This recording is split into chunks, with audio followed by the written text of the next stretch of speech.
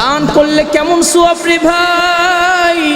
আল্লাহ পাক রব্বুল আলামিন বলেন, মাসালুল লাযীনা ইউনফিকুনা أموالهم في سبيل الله كمثل حبة أنبتت 7 سنابل في كل سنبلة 100 حبة والله يضاعف لمن يشاء والله واسع عليم।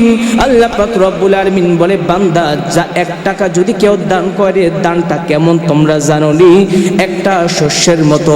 একটা শস্য যখন জমিনের মধ্যে লাগাইয়া দেয়, এই জমিন থেকে একটা শস্য জমিনের মাঝখান দিয়ে বের হয়ে একটা গাছ হয়ে যায়।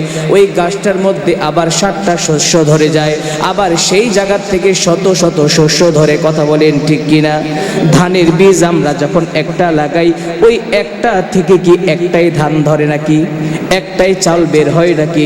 না না, ধানের বীজ লাগাইলাম একটা, ওই গাছটা বড় হয়ে ওই ধানের মধ্যে আরো অনেকগুলো ধান হয়ে গেল। কথা বলেন ঠিক কিনা? আল্লাহ তাআলা এই মাসাল দিচ্ছে, এই মিসাল দিচ্ছে, মাসালুল লাযীনা ইউনফিকুনা আমওয়ালাহুম ফি সাবিলিল্লাহ, যারা আমি আল্লাহর রাস্তার মধ্যে 1 টাকা দান খয়রাত করবে, আল্লাহর জন্য দান খয়রাত করবে, আল্লাহর জন্য মহাব্বতে যারা টাকা পয়সা দেবে, আল্লাহ পাক রব্বুল আলামিন বলে ওই ধান গাছের মতো সে 1 টাকা বপন করলো, ওখান থেকে কিয়ামত পর্যন্ত, কবর পর্যন্ত সদকায়ে জারিয়া হিসেবে তার কবরের মধ্যে, তার সারা জীবনের মধ্যে আল্লাহ তাআলার পক্ষ থেকে নিয়ামত নেকগুলো লেখা হতে থাকবে। বলেন সুবহানাল্লাহ। শস্য গাছের মতো, ধান গাছের মতো সদকায়ে জারিয়া। মানুষ দুনিয়া থেকে বিদায় নিয়ে চলে যায়, কয়টা আমল সঙ্গে যাবে? 3টা আমল। কয়টা আমল সঙ্গে যাবে? 3টা আমল। এই 3টা আমল ব্যতীত সমস্ত আমলগুলো বন্ধ হয়ে যাবে। এর মধ্যে অন্যতম আমল হচ্ছে, যারা দুনিয়ার মধ্যে সদকায়ে জারিয়ার কাজ করবে, দুনিয়ার মধ্যে কোনো ভালো রাস্তার মধ্যে, দ্বীনের রাস্তার মধ্যে, মসজিদের জন্য, মাদ্রাসার জন্য, এতিমদের জন্য, আল্লাহর রাস্তার মধ্যে যারা খরচ করবে, ওই যতদিন দ্বীন মাদ্রাসা থাকবে, যতদিন মসজিদ থাকবে, যতদিন ওই মসজিদ আর মাদ্রাসার মধ্যে আমল হতে থাকবে, ততদিন পর্যন্ত ওই বান্দার কবরের মধ্যে সওয়াব যাইতে থাকবে। বলেন সুবহানাল্লাহ। আজকে আপনার সম্পদ, কোটি টাকার মালিক, আপনার জায়গা সম্পত্তি, আপনার ব্যবসা বাণিজ্য, আল্লাহ আপনাকে অতিরিক্ত যেগুলো দিছে, এগুলো সবগুলো শুধু আপনাকে একলা ভোগ করার জন্য দেয় নাই। আপনি একলা চলার জন্য কয় টাকা লাগে? একটা পেট চালানোর জন্য কয় কেজি চাল লাগে? কিন্তু এতগুলো আপনাকে কেনার তৌফিক যে আল্লাহ দিয়েছেন, ওই আপনার সম্পদের ভিতরে আল্লাহ তাআলা গরিবের হক রাখছে, ওই সম্পদের ভিতরে আল্লাহ তাআলা এতিমের হক রাখছে, ওই সম্পদের ভিতরে আত্মীয়তার হক রাখছে, ওই সম্পদের ভিতরে গরিব দুঃখী মিসকিনের হক রাখছে, ওই সম্পদের ভিতরে আল্লাহর ঘরের হক রাখছে। কথা বলেন ঠিক কিনা? এই জন্য বলে যে আল্লাযীনা ইউমিনুনা বিল গায়ব ওয়া ইউকিমুনাস সালাহ ওয়া মিম্মা রাযাকনাহুম ইউনফিকুন। আমি আল্লাহ তোমাদেরকে যে রিজিক দিয়েছি না, ওই রিজিক থেকে আমি আল্লাহর রাস্তায় ব্যয় করো না। বলেন না সুবহানাল্লাহ। ভাইরা আমার, আরশে আজিমের নিচে, আরশের নিচে ছায়া যেদিন কিয়ামতের ময়দানে, কঠিন মাহশরে যেদিন আল্লাহ তাআলার আরশ ছাড়া কোনো ছায়া থাকবে না, যেই দিন আল্লাহ পাক রব্বুল আলামিন কিয়ামতের ময়দানে যেদিন সূর্যকে বলবে, ও সূর্য, আজকে আমার বান্দাদের মাথার উপরে তোমার সমস্ত শক্তিগুলো তুমি ছেড়ে দাও। সেই দিন সূর্য তার সমস্ত শক্তিগুলো, এখন সূর্য পিঠ দিয়ে মানুষদেরকে তাপ দেয়, এই গরমটা মানুষ সহ্য করতে পারে না। কথা বলেন ঠিক কিনা? অথচ সেই দিন কিয়ামতের ময়দানে আল্লাহ পাক রব্বুল আলামিন সূর্যকে বলবে, সূর্য, তোর ভিতরে যত শক্তি আছে দে দে, আজকে আমার বান্দাদেরকে, গুনাহগার বান্দাদেরকে মাথার উপরে আজকে তোমরা তাপ দিয়ে দাও। সূর্য এমন ভাবে তাপ দেওয়া শুরু করবে, এই সূর্যের গরমের ভিতরে যে সমস্ত বান্দাগুলো গুনাহগার বান্দা, গুনাহের কারণে তার কারো পর্যন্ত, কারো হাঁটু পর্যন্ত, কারো কোমর পর্যন্ত, কারো মাজা পর্যন্ত, কারো গলা পর্যন্ত ঘামে এরকম ভিজে যাবে, ঘামে ডুবে যাবে। কেউ আবার নিজের ঘামের ভিতরে নিজেই ডুবতে থাকবে। সূর্য তার সমস্ত গরমগুলো সেই দিন ছেড়ে দিবে। কথা বলেন ঠিক কিনা?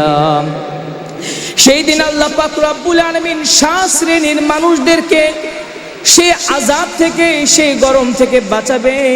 সেই সাত শ্রেণীর মানুষের ভিতর থেকে একটা মানুষ আছে যারা দুনিয়ার ভিতরে যা কিছু ইনকাম করে তা থেকে আল্লাহর রাস্তায় ব্যয় করে। ওই সমস্ত মানুষদেরকে আল্লাহ তাআলা আরশের আজিমের নিচে ছায়া প্রদান করবে। আল্লাহ পাক রব্বুল আলামিন বলেন, ইন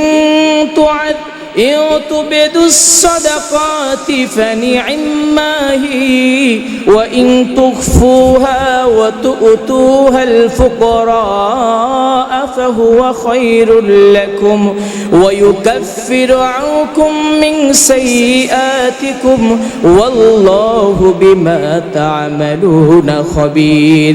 আল্লাহ তাআলা বলে, যে সমস্ত মানুষগুলো প্রকাশ্যে যারা দান খয়রাত করে তারাও অনেক উত্তম, আর যারা গোপনেও দান খয়রাত করে তারাও বড় উত্তম। আমি আল্লাহ পাক রব্বুল আলামিন দোনোটাকে কবুল করে নিয়েছি। বলেন না সুবহানাল্লাহ। সাহাবায়ে কেরামদেরকে আল্লাহ পাক রব্বুল আলামিনের হাবিব মাঝে মাঝে বলতো, সাহাবীব যুদ্ধ হবে, যে যা পারো আমি আল্লাহর রাস্তার মধ্যে দান খয়রাত করো। ওই সময়ের ভিতরে সকলে গোপনে দিত না, প্রকাশ্যে দিত। কারণ দেখা যায় একজনে দিত, তার দেখা দেখি আরেকজন দিয়ে দিত। নিজের ঘরের সামানা সবগুলো যুদ্ধের জন্য আল্লাহ রাসূলের সামনে হাজিরা করে দিত। বলেন সুবহানাল্লাহ। দান করলে কেমন সওয়াব রে ভাই! আল্লাহ পাক রব্বুল আলামিন বলেন, মাসালুল লাযীনা ইউনফিকুনা আমওয়ালাহুম ফি সাবিলিল্লাহি কামাসালি হাববাতিন আনবাতাত সাবআ সানাবিলা ফি কুল্লি সুমবুলাতিন মিআতু হাব্বাহ ওয়াল্লাহু ইউদাঈফু লিমান ইয়াশা ওয়াল্লাহু ওয়াসিউন আলিম।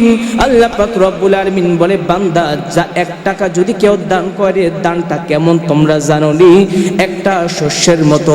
একটা শস্য যখন জমিনের মধ্যে লাগাইয়া দেয়, এই জমিন থেকে একটা শস্য জমিনের মাঝখান দিয়ে বের হয়ে একটা গাছ হয়ে যায়।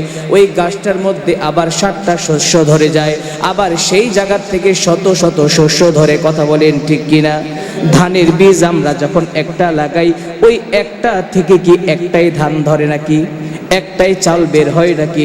না না, ধানের বীজ লাগাইলাম একটা, ওই গাছটা বড় হয়ে ওই ধানের মধ্যে আরো অনেকগুলো ধান হয়ে গেল। কথা বলেন ঠিক কিনা?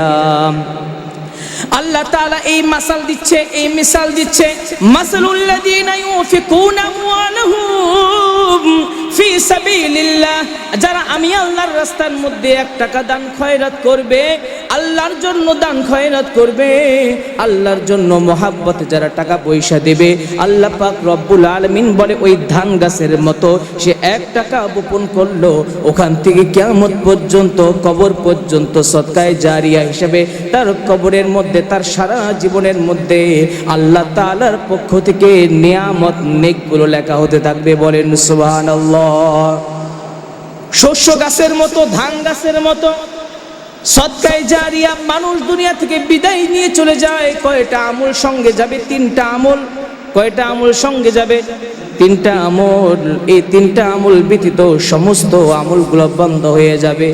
এর মধ্যে অন্যতম আমল হচ্ছে যারা দুনিয়ার মধ্যে সদকায়ে জারিয়ার কাজ করবে, দুনিয়ার মধ্যে কোনো ভালো রাস্তার মধ্যে, দ্বীনের রাস্তার মধ্যে, মসজিদের জন্য, মাদ্রাসার জন্য, ইতিমদের জন্য, আল্লাহর রাস্তার মধ্যে যারা খরচ করবে, ওই যতদিন দ্বীন মাদ্রাসা থাকবে, যতদিন মসজিদ থাকবে, যতদিন ওই মসজিদ আর মাদ্রাসার মধ্যে আমল হতে থাকবে, ততদিন পর্যন্ত ওই বান্দার কবরের মধ্যে সওয়াব যাইতে থাকবে। বলেন সুবহানাল্লাহ। এই মানুষ মারা যাবে, কিন্তু দুনিয়ার মধ্যে থাকাকালীন যে সম্পদ মসজিদে দিয়েছিল, মাদ্রাসায় দিয়েছিল, ওই মাদ্রাসায় সম্পদ দেওয়ার কারণে মাদ্রাসার মধ্যে কোরআন তেলাওয়াত করবে, ছাত্ররা কোরআন মাজিদ তেলাওয়াত করবে, আর ওই কবরের মধ্যে ওই বান্দার আমল নামার মধ্যে সওয়াবগুলো অটোমেটিক যাইতে থাকবে। বলেন সুবহানাল্লাহ। মসজিদের মধ্যে দান করবে, যতদিন মসজিদ আল্লাহর ঘর, নামাজ কালাম চলবে, ওই বান্দা দুনিয়ার মধ্যে থাকুক আর না থাকুক তার অ্যাকাউন্টের মধ্যে সওয়াব যাইতে থাকবে। বলেন সুবহানাল্লাহ। এই জন্য ভাইরা আমার, সম্পদ এগুলো দিয়েছেন কে? কথা বলেন, কে দিয়েছেন? আল্লাহ সম্পদ দিয়েছেন। দ্বিতীয় কতক্ষণ, নীতিও কতক্ষণ। সম্পদ আল্লাহ পাক রব্বুল আলামিন দেয়, আবার নিয়ে যায়। বান্দাকে আল্লাহ তাআলা পরীক্ষা করে সম্পদ দিয়ে, ছেলে সন্তান দিয়ে, স্ত্রী দিয়ে, পুত্র দিয়ে। ওয়ালানাবলুওয়ান্নাকুম বিশাইইম মিনাল খাউফ ওয়াল জু'i ওয়া নাকসিম মিনাল আমওয়ালি ওয়াল আনফুসি ওয়াস সামারাত ওয়া বাশশিরিস সাবিরিন। আমি আল্লাহ তাআলা সম্পদ দেব, ভয় দেখাবো, বিভিন্ন রকম ক্ষুধা দিয়ে, সন্তান দিয়ে, বিভিন্ন কিছু দিয়ে পরীক্ষা করব। আর যে সমস্ত বান্দারা পরীক্ষার মধ্যে সফল কাম হতে পারবে তারাই হচ্ছে উত্তম। বলেন সুবহানাল্লাহ।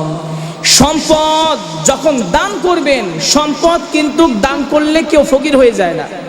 সম্পদ দান করলে ফকির হয় না। আজ পর্যন্ত সম্পদ আল্লাহ রাস্তায় দিছে, এই জন্য ফকির হয়ে না খেতে পেরে মরে গেছে, এরকম একটা দৃষ্টান্তও কিন্তু সারা দুনিয়ার মধ্যে নাই। কথা বলেন ঠিক কিনা?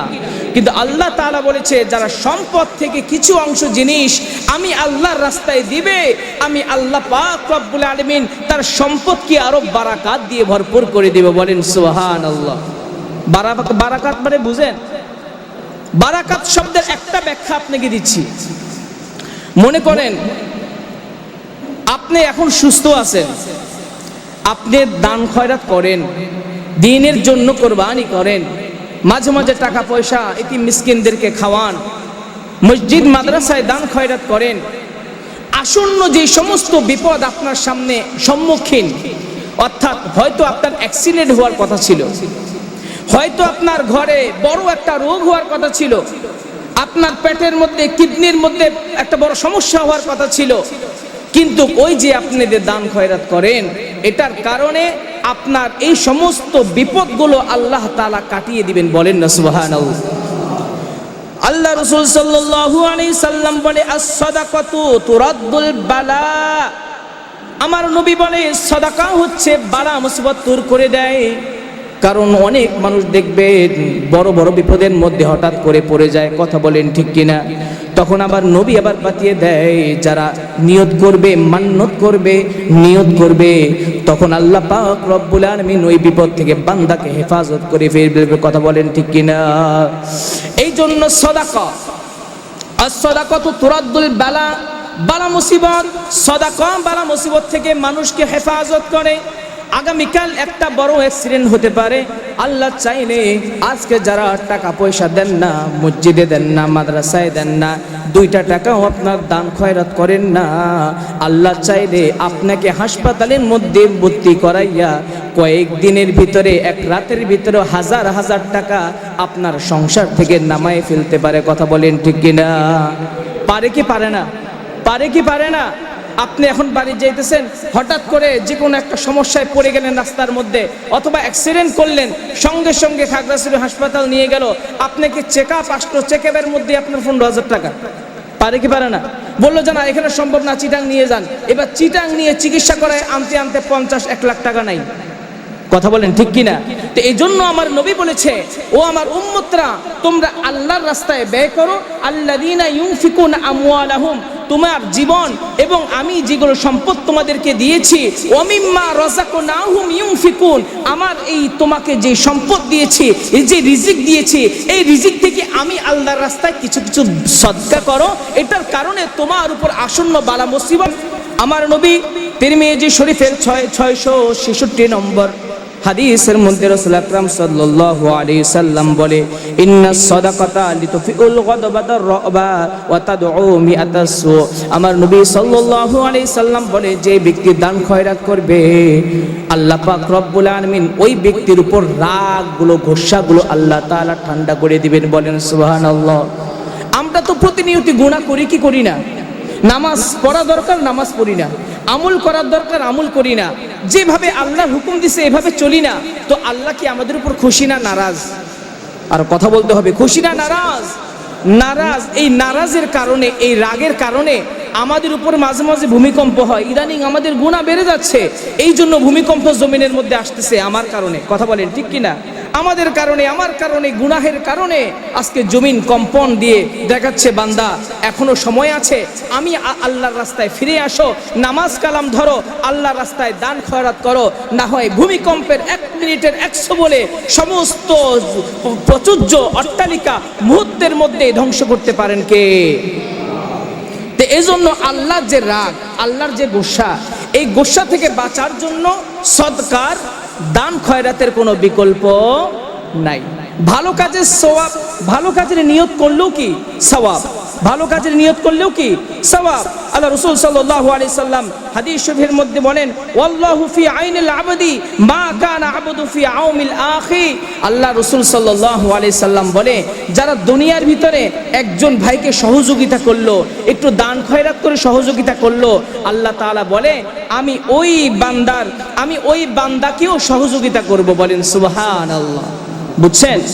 কোন বান্দা, কোন ভাই যদি আরেকটা ভাইকে সহযোগিতা করে, তো আল্লাহ পাক রব্বুল আলামিনের হাবিব বলে যে আল্লাহ তাআলা বলতেছে আল্লাহ এই ব্যক্তিকে সহযোগিতা করবে। বলেন সুবহানাল্লাহ। তাহলে বিপদে পড়ার চাইতে, অ্যাক্সিডেন্ট থেকে বাঁচার চাইতে, বিভিন্ন রকম বালা মুসিবত থেকে বাঁচতে চাইলে আমাদেরকে আমাদের রিজিক থেকে, আমাদের ধন সম্পদ থেকে, আমাদের ব্যবসা থেকে, আমাদের চাকরি থেকে কিছু কিছু টাকা, কিছু কিছু ধন সম্পদ আল্লাহর রাস্তায় দেওয়ার দরকার আছে কিনা? আর কথা বলেন, আছে কিনা? আল্লাহর রাস্তায় দান করলে কেমন সওয়াব? রাসূল আকরাম সাল্লাল্লাহু আলাইহি সাল্লাম বলে, যেই ব্যক্তি আল্লাহর জন্য 1 দিবে আল্লাহ তাআলা তাকে 10 দিবেন। বলেন না সুবহানাল্লাহ। 1 টাকা দিলে 10 টাকা পাবে। এটা যদি দুনিয়ার মধ্যে কেউ চালু করতো, মানুষ খাইয়া না খাইয়া সিরিয়াল ধরতো। কথা বলেন ঠিক কিনা? 1 টাকা দিমু 10 টাকা পামু। কথা বলেন ঠিক কিনা? আল্লাহ তাআলা এত সুন্দরভাবে, আল্লাহর কথার মধ্যে তো কোনো সন্দেহ, আরো জোরে বলেন সন্দেহ, আল্লাহর কথার মধ্যে কোনো সন্দেহ নাই। আল্লাহ তাআলা বলে, বান্দা তিলকা আশারাতুন কামিলা, 1 দিবা আমার জন্য, 10 দিয়ে নিবা। বলেন না সুবহানাল্লাহ।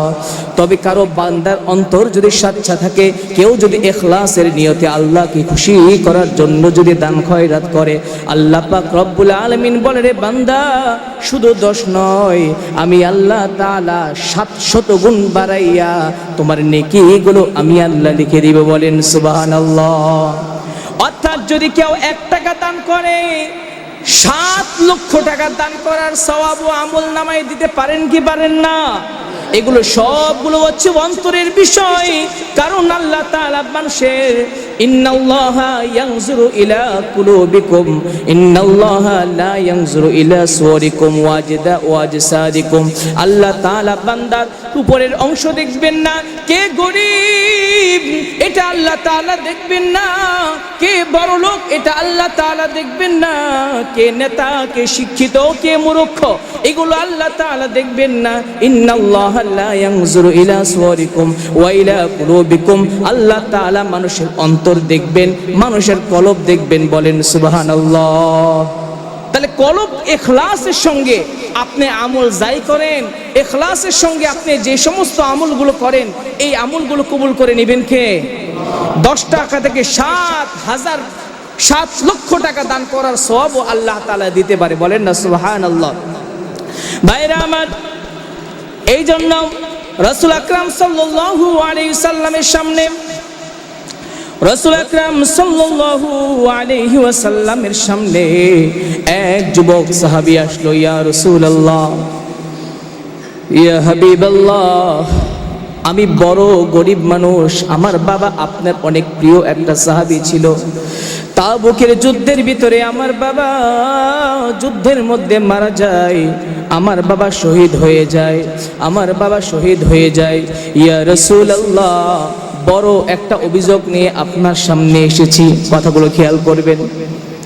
ইয়া রাসূলুল্লাহ, একটা অভিযোগ নিয়ে আপনার সামনে এসেছি। ইয়া রাসূলুল্লাহ, বলো বলো কি অভিযোগ? বলে ইয়া রাসূলুল্লাহ, আমার ঘরের সামনে আমার প্রতিবেশী, আমার বাবা যখন মারা যায় আমি বড় এতিম হয়ে যাই, এই দুনিয়ার মধ্যে আমার তেমন কেউ নাই, আর কোনো সম্পদও নাই। ইয়া রাসূলুল্লাহ, আমার ঘরের মধ্যে ছোট ছোট দুটা বাচ্চা আছে। ইয়া রাসূলুল্লাহ, আমি এতিম হয়ে গেছি, বড় গরিব মানুষ। আমার ঘরের পাশে একটা বাসা আছে, এই বাসার মধ্যে আমার ঘর এবং তার ঘরের মাঝখানে একটা আমি ওয়াল দিতে চাই, একটা বেড়া দিতে চাই। এই বেড়ার মাঝখানে একটা খেজুর গাছ আছে। ইয়া রাসূলুল্লাহ, এই খেজুর গাছটা লুবাবার, এই লুবাবাকে বলছি খেজুর গাছটাকে আমাকে দান করে দেওয়ার জন্য। লুবাবার কাছে গিয়ে বললাম, ও লুবাবা, আমি বড় এতিম মানুষ, আমি বড় গরিব মানুষ, তোমার এই খেজুর গাছটা তুমি আমাকে দান করে দাও। এই লুবাবা বড় কঠিনওয়ালা মানুষ, কঠিন দিলওয়ালা মানুষ, এই লুবাবা দান করে না। ইয়া রাসূলুল্লাহ, লুবাবার মনটা কেমন শক্ত জানেননি? আমার ছোট ছোট বাচ্চারা ওই খেজুর গাছ থেকে একটা দুইটা খেজুর, এই খেজুর গাছটা বাঁকা, এই খেজুর গাছটার এক মাথা থেকে যখন খেজুরগুলো পড়ে আমার ঘরের দরজার সামনে পড়ে, আমি এই খেজুর গাছ, আমার এই বাচ্চাগুলো যখন জমিনের মধ্যে মাটির মধ্যে একটা খেজুর পড়ে, আমার সন্তানগুলো খেজুরটা মুখের মধ্যে নিয়ে নেয়। লুবাবা তোর মেরে এসে আমার সন্তানের মুখের ভিতর থেকে আঙ্গুল ঢুকাইয়া আমার সন্তানের মুখের ভিতর থেকে খেজুরগুলো বের করে ফেলে। ইয়া রাসূলুল্লাহ, আমি বাবা সহ্য করতে পারি না। আমি ওই লুবাবাকে বললাম, লুবাবা তুমি খেজুর গাছটা আমাকে দান করে দাও। ওই লুবাবা খেজুর গাছ আর দান করে না। ইয়া রাসূলুল্লাহ, আপনার কাছে বিচার নিয়ে আসলাম। লুবাবাকে আমার নবী ডাকলো, এই লুবাবা এদিকে আসো, তোমার ঘরের সামনে যে খেজুর গাছটা আছে এটা তুমি দান করে দাও। বলে ইয়া রাসূলুল্লাহ, আমি পারবো না, আমি দান করতে পারবো না। এরকম অনেক হিংসাওয়ালা মানুষ দেশে সমাজে আছে না নাই? তার জায়গার উপর দিয়ে আরেকজন হাঁটে, তার সহ্য হয় না। তার জায়গার উপর দিয়ে একটুখানি পানি যায়, সহ্য হয় না। এরকম প্রতিবেশীর সঙ্গে কোনো না কোনো একটা বিষয় নিয়ে মারামারি কিলাকিলি ঝগড়া করে, এরকম মন মানসিকতার মানুষ দুনিয়ায় আছে না নাই? লুবাবাকে আল্লাহ রাসূল বলতেছে, ও লুবাবা খেজুর গাছটা দান করে দাও। বলতেছি ইয়া রাসূলুল্লাহ, আমি পারবো না দান করতে, এটা আমার বড় পছন্দের একটা খেজুর গাছ। আমার নবী বলে, ও লুবাবা যাও যাও, এই খেজুর গাছের কিছু টাকা তুমি আমার থেকে নিয়ে নাও, আমি টাকা তোমাকে দিয়ে দিই, এই টাকার বিনিময়ে খেজুর গাছটা তুমি আমাকে দিয়ে দাও। ওই লুবাবা বলল, না রাসূলুল্লাহ, না না, এটা আমি আপনার কাছেও বিক্রি করব না। আমার নবীর বড় মনের মধ্যে কষ্ট চলে গেল। ওই লুবাবা বাড়ির দিকে চলে গেল। এই সময় আল্লাহ রাসূল ফজরের নামাজের পরে সাহাবায়ে কেরামদেরকে নিয়ে বসে বলল, সাহাবায়ে কেরাম, কেউ আছো নাকি এই মদিনার মধ্যে এই খেজুর গাছটা কোনোভাবে কৌশলে আমাকে কিনে আমাকে উপহার দিতে পারো? ও সাহাবায়ে কেরামদের ভিতরে কেউ আছো কিনা? যদি কোনো সাহাবায়ে কেরাম এই খেজুর গাছটা কিনে আমাকে দিতে পারো, কথা দিতেছি সাহাবায়ে কেরাম, এই খেজুর গাছটার বিনিময় আমি জান্নাতের মধ্যে তোমার জন্য আমার পাশে একটা বাগানের ব্যবস্থা করে দিব। বলেন সুবহানাল্লাহ। এই কথা শোনার পর সাহাবায়ে কেরাম হা হুতাশ করতেছে। অনেকভাবে ওই লুবাবার কাছে যায়, কেউ বাগান বিক্রি করে না। বিলাল রাদিয়াল্লাহু তাআলা আনহু কান্নাকাটি শুরু করেছে, আল্লাহ তাআলার কাছে তুলে বলেন, দয়ার মালিক তুমি আমাকে বড় গরিব মানুষ বানাইছো, আজকে যদি আমার কাছে টাকা পয়সা থাকতো ওই লুবাবা থেকে যত টাকা হোক আমি কিনে এই খেজুর গাছটা ওই এতিম বাচ্চাটাকে দিয়ে আমি আমার নবীর সঙ্গে জান্নাতে থাকতে পারতাম। বলেন সুবহানাল্লাহ। এই কথা যখন বলা বলি করতেছে, এই কথা বলার সময় হযরত আবু দারদা রাদিয়াল্লাহু তাআলা আনহু, উনি মদিনার মধ্যে একটা বড় ব্যবসায়ী, উনি কথাগুলো শুনতে পেল। শোনার পরে বলল, রে বেলাল কি হয়েছে? বলে আমার নবীর সঙ্গে এরকম একটা ঘটনা ঘটেছে। আমার নবী ওই লুবাবার কাছে একটা খেজুর গাছ চেয়েছিল, সে খেজুর গাছ দেয় নেই। আবার লুবাবার কাছে বলছে যদি লুবাবা এই খেজুর গাছটা দিয়ে দাও আমার সঙ্গে জান্নাতে থাকতে পারবা, তাও ওই লুবাবা দেয় নেই, বড় কঠিনওয়ালা মানুষ। আমার নবী সমস্ত সাহাবায়ে কেরামদেরকে বলেছে মদিনার মধ্যে কেউ কি আছো এই খেজুর গাছটা কিনে আমাকে দিবা, যদি কেউ আমাকে দিতে পারো সে আমার সঙ্গে জান্নাতের পাশে, আমার পাশে জান্নাতের মধ্যে তাকে একটা বাগান দিয়ে দেওয়া হবে। বলেন সুবহানাল্লাহ। আবু দারদা রাদিয়াল্লাহু তাআলা আনহুর অন্তরের মধ্যে ধাক্কা লাগলো। সে ওই মদিনার মধ্যে বিশাল একটা খেজুর বাগানের মালিক ছিল। প্রায় 600 গাছ আছে ওই বাগানের মধ্যে। কয়শো গাছ? 600 গাছ, বিশাল বাগান। ওই সময় 600 গাছ খেজুর গাছ বাগানওয়ালা ব্যক্তির বর্তমানে কোটি কোটি টাকার মালিকের সমান এরকম একটা বিশাল শিল্পপতি। এই কথা শোনার পর আবু দারদা রাদিয়াল্লাহু তাআলা আনহু সঙ্গে সঙ্গে লুবাবার বাসার মধ্যে রাত্রি বেলায় চলে যায়। যাওয়ার পরে বলল, লুবাবা দরজা খোলো, দরজা খোলো। বলে কে? বলে আমি হচ্ছে দারদা, চিনছো নাকি? বলে তুমি তো মদিনার বড় শিল্পপতি, তোমাকে আবার কে না চিনে? বলেন না সুবহানাল্লাহ। তুমি তো মদিনার বড় শিল্পপতি, বড় ধনাঢ্য ব্যক্তি, তোমাকে কে না চিনে? বলে দরজা খুলো, তোমার সঙ্গে কথা আছে। ও লুবাবা তোমার বাবা কই? বলে আমার বাবা তো মারা গেছে। বলে লুবাবা তোমার মা কই? বলে আমার মাও তো মারা গেছে। ও লুবাবা শুনেছিলাম তোমার একটা ছোট্ট মেয়ে আছে, রে কই? কয়েকদিন আগে এই মেয়েটাও মারা গেছে। লুবাবার কাছে যখন এই কথা বললো, লুবাবার কাছে বললো, ও লুবাবা শোনো, এই যে তোমার বাবাও দুনিয়ার মধ্যে নাই, তোমার মাও দুনিয়ার মধ্যে নাই, তোমার ছোট মেয়েটাও দুনিয়ার মধ্যে নাই, এত সম্পদ দিয়ে কি করবা? যখন আসবাদে কাল চক্ষুটা বন্ধ হবে কবরের মধ্যে একা একা যাইতে হবে। কথা বলেন ঠিক কিনা? ও লুবাবা তোমার কাছে আমি একটা প্রস্তাব নিয়ে আসছি। বলে কি প্রস্তাব? বলে আমার কাছে ওই খেজুর গাছটা বিক্রি করো। বলে আল্লাহ রসুলের কাছে তো বিক্রি করি নাই, তোমার কাছে আর কি করুম? আল্লাহ রসুলের কাছে তো বিক্রি করি নাই, তোমার কাছে আর কি বিক্রি করুম? ও লুবাবা তুমি কি চাও? বলে আমি চাই, আমি আরো অনেক কিছু চাই, কারণ ওই সময়ের ভিতরেও কিছু মুনাফিক আছে না নাই? আল্লাহ রসুল কিছু মুনাফিক আছে না নাই? এই সমস্ত যখন বলতেছে যে না না তোমার কাছে বিক্রি করব না, এবার হযরত আবু দারদা রাদিয়াল্লাহু তাআলা আনহু বলল, হাতটা ধরে বলল, রে লুবাবা তুমি জানো এই মদিনার মধ্যে সবচাইতে বড় একটা খেজুর বাগান আমি আবু দারদার, ওই বাগানের মধ্যে 600 খেজুর গাছ আছে। বলেন না সুবহানাল্লাহ। 600 খেজুর গাছ আছে এবং এই মদিনার মধ্যে মক্কার মধ্যে সবচাইতে উত্তম খেজুরগুলো আমার গাছটা, আমার বাগানের খেজুরগুলো অনেক দামি, আমার এই বাগানের খেজুরগুলো অনেক দামি। ও আবু দারদা, ও লুবাবা তোমার সঙ্গে আমি একটা ব্যবসা করতে চাই। বলে কি ব্যবসা? বলে আমার এই 600 বাগান, 600 খেজুর গাছওয়ালা বাগান তুমি লুবাবা নিয়ে নাও, বিনিময় তোমার ওই একটা খেজুর গাছ আমাকে দিয়ে দাও। বলেন সুবহানাল্লাহ। জীবনে কেউ এত বড় কম্প্রোমাইজ করবে না। কোটি টাকার বিনিময় মাত্র একটা খেজুর গাছ কেউ কোনো সময় কোনো পাগলও কিন্তু কিনবে না। আবু দারদা রাদিয়াল্লাহু তাআলা আনহু বড় আশা নিয়ে লুবাকে বলল, লুবাবা আমার এই 600 খেজুর গাছের বাগানটা তুমি নিয়ে নাও, বিনিময় ওই খেজুর গাছটা তুমি আমাকে দাও। এই কথা শোনার পর ওই মুনাফিক বারকা মুসলমানের অন্তরটা খুশি হয়ে গেছে, কারণ ওর ভিতরেও লোভ আছে না নাই? সত্যি দিবে তুমি আমাকে? বলে হ্যাঁ দিব, খোদার কসম দিব, কারণ এই একটা খেজুর গাছের বিনিময় আমার নবী ওয়াদা করছে যে ব্যক্তি খেজুর গাছটা কিনে আমার নবীকে উপহার দিতে পারবে, আমার নবী জান্নাতের পাশে ওই বান্দার জন্য সুন্দর একটা বাগান রেডি করে দিবে। আওয়াজ করে বলেন সুবহানাল্লাহ।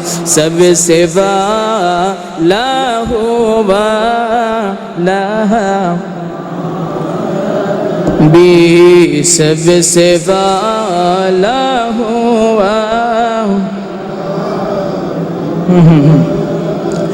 खुल्क से औलिया औलिया से আমার কাছে আছে, আমার কাছেও সম্পদের মায়া আছে, কিন্তু এই দুনিয়ার মধ্যে সারা জীবন থাকতে পারবো না, অল্প কয়েকদিন থাকবো।